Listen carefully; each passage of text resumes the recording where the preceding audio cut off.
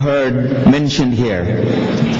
And truly speaking, from a distance, it baffles us. It baffles many of us in the diaspora. It baffles many of us in Guyana, in South America, in Trinidad, in Suriname. That here you have a land of nearly 1 billion people who are complaining every day about cross-border terrorism. You have a land of 1 billion people and you hear about villagers being snatched across the borders in Bangladesh. You have a land of 1 billion people and we hear of terrorists undermining your most important sanctuaries. And I wanted to know to what extent we can feel with you. Why is it you have to come to America? Why is it you have to send emails across the world about terror in India? And you have a land of 1 billion people and you keep complaining day after day, night after night. How can we identify? In what way can India continue to be a beacon of pride to us across the world when all we hear about India is disgrace and shame? Sometimes we grieve. We grieve tremendously because we in the West, we in the diaspora, look upon every Indian in some way or the other as some true light.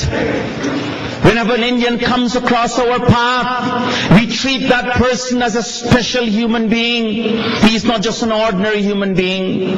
Maybe that's our failure. But it is a sad thing to hear of Indians complaining all the time about problems in India. And you're a land of 1 billion people.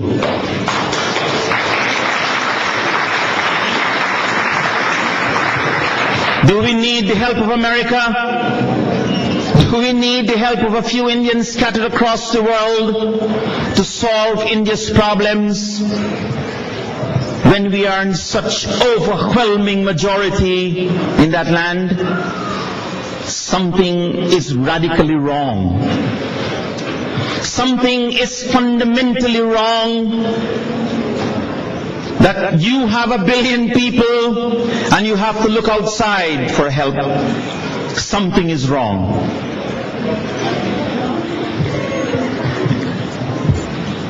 I had something prepared to speak on today, but I guess I may have to shift a little because some of the other persons and friends have in their own presentations made mention to some of the things I had thought about. But I guess one thought I would like to leave, and maybe it is because we are not so much part of the experience of the Indian subcontinent, that we may dare to suggest a thought for you to ponder on. And I think it has to do with perhaps one of the most debilitating, crushing ideas that has come out of India. But we have found it to be that.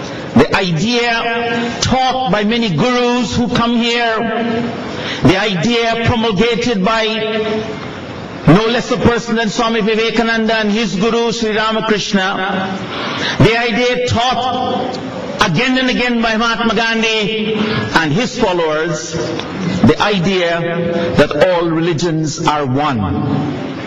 This to me is the most worrying, the most destructive concept that has ever come out of India and is affecting us all in the most deleterious fashion, in the most destructive way, because we are not prepared to deal with the enemies who have long been cultured, who have long been prepared of how to deal with Hindus and Hinduism. So I would like to take a minute or two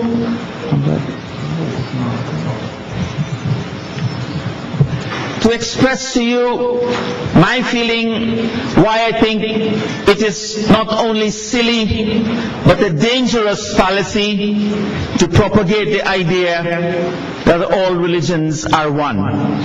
And I know I may offend some people because many of us are followers of gurus who come.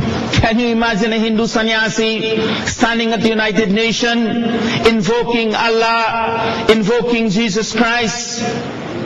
What is he saying to us Hindus who are under severe attack every day from the same forces of Allah and the same forces of Christ?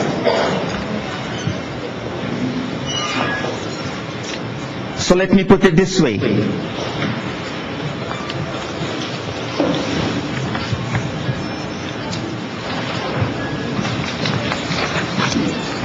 Why I think that Hinduism and the other religions cannot be equated and cannot be called the same. Thank you.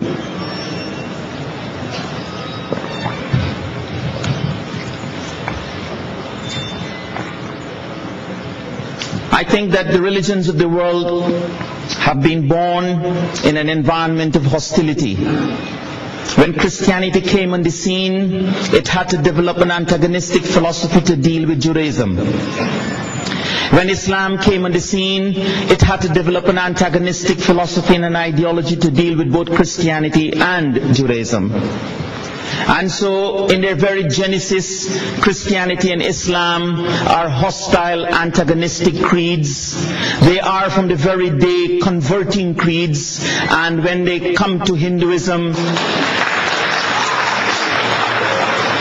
they come with their tools sharp and ready. And all that we Hindus are able to say in return is that all religions are one and the same. Hinduism, unlike any of these existing religions, is not a response to any pre-existing ideology, because for as long as we can look back, Hinduism has been practiced in the land that is called India. So my first point, therefore, is that these two things cannot be considered the same, Hinduism and religions, because religions, if we were to take the example of both Christianity and Islam, they in their very genesis, in their very foundation, are hostile creeds that cannot deal with the other. The only way that Christianity and Islam can deal with others is if they force them to be converted or if they assign them to eternal hell, which is what the case is. Religions are based on dogmas. Dogmas are those beliefs without which a religion cannot exist. If you're to look at Islam and Christianity, they are such dogmas. Jesus Christ is the only Son of God is a dogma. All of us have beliefs, but dogmas are those things which you cannot do without, which a religion cannot do without.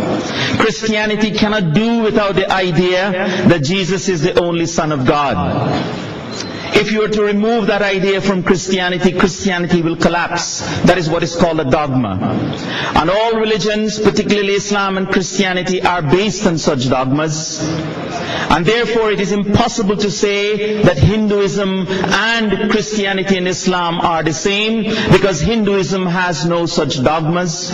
There is no single belief or sets of belief within Hinduism that are considered to be so indispensable that were they to be removed from the body of Hinduism, Hinduism will collapse. There is nothing. Some of us say we believe in Ram, but if you were to remove that belief, Hinduism will continue to exist. Some of us say we believe in Krishna, but if you were to remove that belief, Hinduism will continue to exist. No matter how important that idea might appear to be at this time, if you were to remove it from the body of Hinduism, Hinduism will continue to exist. That is why we say that it is impossible to consider Hinduism on the same basis as other religions. Our gurus, our teachers who do this do out of sheer ignorance. Ignorance of not only their own Hindu culture, but ignorance of Christianity and Islam as well. When Christ says in the New Testament, you believe in me and you will be given everlasting life. But if you refuse to believe in me and you do not believe in me, you will be cast in eternal hell. How is it our gurus can say that that is the same as Hinduism?